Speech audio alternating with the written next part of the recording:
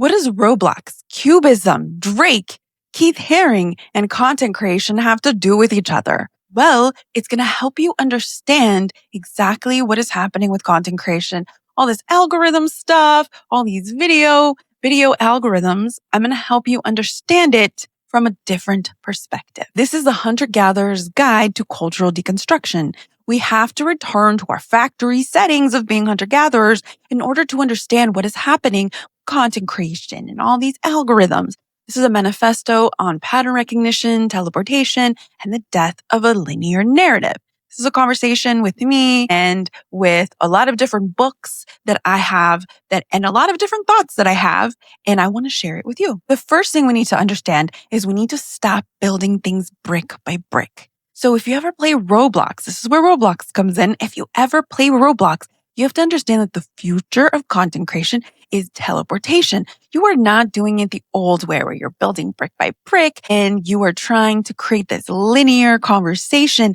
It's about teleporting somebody into the middle of an action, just like Roblox or TikTok. So if you're scrolling on TikTok, for example, you are being teleported into something, into information, into a conversation. And your job is to figure out what is going on here. What is happening? That is teleportation versus the old way. You're getting a linear model. I call it the agricultural model of content creation, where this is the teleportation model of content creation, where you have to figure out, you have to use your senses of the same thing you do when you play video games. You have to use your senses to figure out what is going on and how do you understand what this video is about or what this game is about. Same thing with Roblox. You click on a game. You're not going to go through a little tutorial on, hey, this is how you play this game, and we're going to go through the tutorial. No, you're just teleported in, and then you see a bunch of kids just jumping up and down because that is part of Roblox. This is what you do. You're teleported into an environment. You are not given structural, this is number 1, number 2, number 3 instructions on what the heck is going on. So there are no manuals. There are no introductions. You have to figure it out through pattern recognition. If you're a gamer, you understand that this is the future. If you're not a gamer, you need to start playing some video games. Even if you're an 80-year-old lady, whatever you are, if you want to make content, if you want to be a content creator, or if you're just trying to understand these algorithms and you have a business, you're going to have to start playing some video games. Here we go. Picasso. I brought up Picasso earlier. Picasso was the first short form algorithm, meaning Picasso didn't paint a narrative. He painted the action of being inside of a moment. So you were teleported into some story and you had to figure out what is going on. You're like, what is going on? I don't understand, right? You're being shown action. This is not a story, right? So you're being inside of a moment. His work looks like geometry because it is about the shape and not necessarily a story. Short form video is digital cubism. So if you understand cubism, you'll understand short form video algorithm. If you are looking for a story, you are missing the point. Look for the geometry. What is happening around you?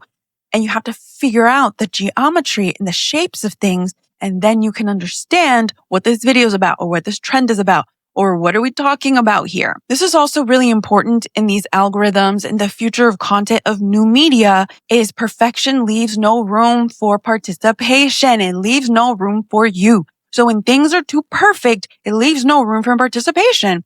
That's why when things are too overproduced on these platforms, on short form video algorithms, you can't participate. There is no room for participation. Think of it like Renaissance art. It is a sculpture block of law written in stone. It commands you to observe. And this is what happens with Roblox or even content. It is very malleable. We reject perfection because it feels like a movie. It's passive. It's finished. Where do we participate here? We crave the blocky imperfection that allows us to participate. And that's why Roblox is so awesome. And that's why TikTok is so awesome and short form video algorithms, period, are so awesome because they leave room for participation. There's this blockiness to them, similar to Cubism, and it brings participation. It creates a space for participation. This is a return of the hunter-gatherer. We have not been destroyed by technology. We have been restored to our factory settings. We have abandoned agricultural thinking, farming, consistency, waiting, and returned to hunting, scanning, and reacting and moving. The algorithm is a new terrain. We hunt for patterns, not berries. So in a way, what's happening is if you ever read Marshall McLuhan, if you ever read media theory, you understand that electric media, ever since the light bulb, we have come back into this electric space. We are no longer farmers. We are becoming hunter-gatherers again. And that is who wins in this new era. That's why all the video games and all this Gen Alpha, Gen X, Gen Z, millennials a little bit. Video games are so important because it's going to help you with the future. It's going to help you create the future. That's why they're the best at making content. That's why they're the best at building marketing structures, because they understand gaming logic. And gaming logic is very similar to being a hunter-gatherer. You're hunting and gathering. A lot of these games are hunting-gathering types of games. If you understand how to play these hunter-gathering games, you're going to understand these algorithms. In a way, it's like a game mechanism on top of marketing. In the past, that wasn't the case. You had to pay some marketing guy in some office to make you a commercial, put it on TV, and it was done. You had to have the money and it was done. But now you need to make content. You need to start building content, and you do it through understanding video games. You have 3 seconds to hook somebody. So this is a 3-second rule as threat assessment. So when you're playing a game, you have 3 seconds to figure out what is going on so that you can figure out what's happening in this game. So when you're on TikTok, when you're on Roblox, you are trying to understand what is happening so you can start to play this game. With TikTok, it's a little different because you don't even click on the game. You are being transported into it, which is every single video. So when you're scrolling, you have to figure out what is happening. Is this video about entertainment? Is this video a commercial? Is this video something that you care about? Is this video about ADHD? Like, what is this video about? So that's those 3-second rules. It's like a game. So when you're scrolling, it's a survival mechanism. The brain asks rapid questions. What is this? Do I care? Is this useful? Or is it empty noise? If the pattern is boring, they scroll. If it's a signals, a mystery, or a hunt, they stay. So that's what you're creating. You're creating a fun game. That's why I always say that when you're a Roblox builder, like a game builder, and a content creator on TikTok, Reels, YouTube Shorts, you are very similar to each other. You have to build a game for people to play in. So what does this have to do with Drake? I know I brought up Drake in the beginning.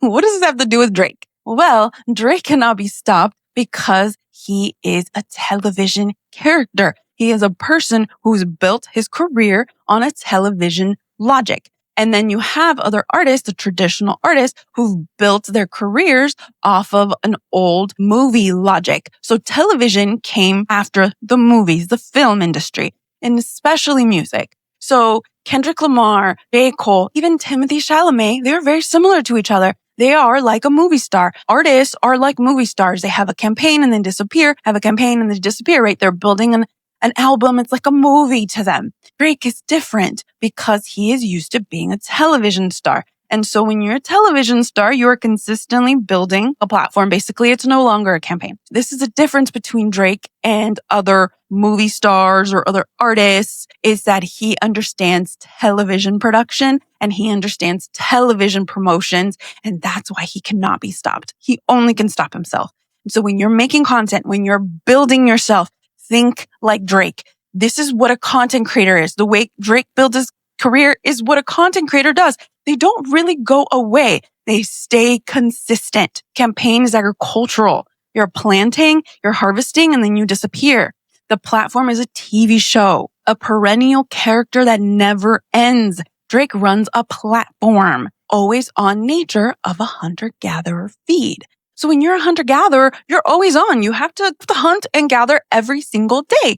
But when you're a farmer, you have cycles, right? One time it's over here, and one time maybe you have corn, and another time you have a different crop. But it's cycles. When you're a hunter-gatherer, you're hunting and gathering every single day. So this is also the myth of Keith Haring. I broke this story on short form video algorithms where I found that Keith Haring was not alone. He was not alone in his artwork. He had a collaborator who was basically erased by the art world. His name is Angel Ortiz, and his tag is LA2. He was a Puerto Rican teenager when Keith Haring was in New York, and he taught Keith Haring about tagging in the streets, especially in the Lower East Side. And they co-created this style that is known as the Keith Haring style. the art world erased him and they made Keith Haring into the solo genius when he really wasn't. He had a very important collaborator. So as a content creator, you are a shaman. You have to communicate with hunter-gatherers. You cannot teach history. You can't go, in 1975, this is what happened. No, you must perform a magic trick. You are telling myths. You are creating myths for people to connect to. Shamans use stealth of hand to engage tribes that spoke different languages. We must move beyond the entertainment of, oh, and this is my thing that I have for my videos, the pledge, the prestige, into a deeper cycle of initiation. And so with this is like a magic trick. So when I created the pledge, the turn, the prestige for my videos, for my video essays, this is a way that I cooked people to watch my videos, but I have a new way of doing it, a new content creation form that I use. So I call it the plunge. So you're declaring something when you plunge somebody into a space, just like you would on Roblox or like on a short form video algorithm. You drop the audience into the underworld immediately. There are no preambles, no intros. Hi, I'm Yulia. Welcome to none of that. Who cares what your name is? Just go and ask a question or say a statement. Like just really bring people into that space. Disrupt the pattern recognition with a bold declaration. Drake cannot be stopped because he used to be a television star. It's one of my hooks for one of my videos. And then that's how I plunged you into my brain, into my world. Then I dismember it. There's the turn. I dismember the product, the person, the myth, whatever it is, I dismember it. Once inside, you break the reality apart. You pull the strings, you show the hidden mechanisms, you deconstruct the myth. The audience watches you play the game of deconstruction. So this is why content creators are so important in short form video algorithms. It's not just about making a little dance video, unless it's a tutorial, which is you're deconstructing, right? If you're a tutorial video, you're deconstructing a dance. So that's why deconstruction and deconstruction content is so important to understand what is behind the mechanism, the whole. You have to break it up into little parts. And so this is the part where it really helps people understand what is going on. And then you reassemble it. You resurrect it. You reassemble the piece into a new truth. The subject is resurrected, but changed forever in the viewer's mind. And I did this with the Keith Haring story. The result is initiation. The viewer can never unsee the pattern. You have updated their firmware. You've helped them understand. So when I had the Keith Haring video, for example, I said that Keith Haring's Puerto Rican collaborator was erased. And people are like, wait, what? He had a Puerto Rican collaborator? He wasn't alone? And then I dismembered it and I said, how did this guy from the suburbs just get to tag in the Lower East Side during a very difficult time in New York? There's no way this nerdy kid with glasses could do this. Well, how did he do it? Oh, well, there was this guy named Angel Ortiz, 14-year-old kid who Keith Haring liked his tags. And then Angel taught Keith how to tag, how to use the markers, how to do all those things. And they would collaborate on paintings. They would collaborate on sculptures. They would collaborate on a lot of stuff. So I reconstructed the image and people see it in a different way. So this is my way of building video essays around content, especially deconstructing old myths, the pledge, dismemberment, the resurrection. So what you're doing is you're not creating content, you're creating mysteries. You got to stop treating your audience like passive farmers waiting for a harvest. You treat them like smart hunter-gatherers because they are smart, looking for a boss fight. Give them patterns to recognize. Give them myths